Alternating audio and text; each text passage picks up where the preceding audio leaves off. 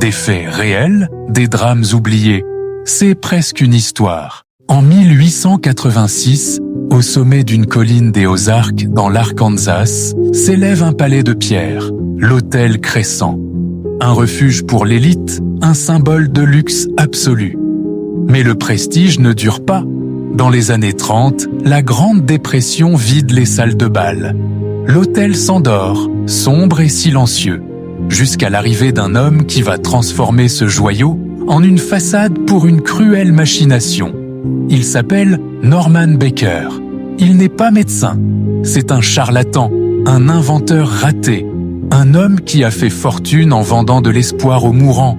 En 1937, il rachète l'hôtel et annonce une nouvelle incroyable.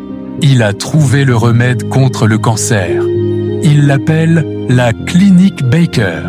Dans ses bagages, pas de science, juste des injections d'eau, de graines de pastèque et de mélasse. Des milliers de malades désespérés affluent. Baker les dépouille de leurs économies.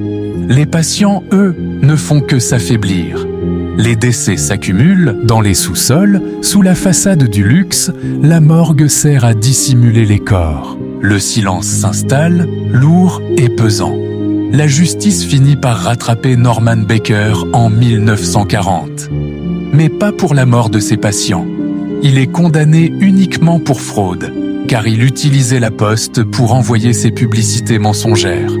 Il finit sa vie dans l'opulence sur un yacht de luxe. Mais l'histoire se termine par une ironie brutale. L'homme qui prétendait guérir le monde meurt en 1958 du cancer. Aujourd'hui, l'Hôtel Crescent a repris ses activités. Mais le passé refuse de s'effacer. Dans l'ancienne morgue, la table d'autopsie en marbre reste là, glacée. Les guides racontent que certains patients n'ont jamais quitté les lieux.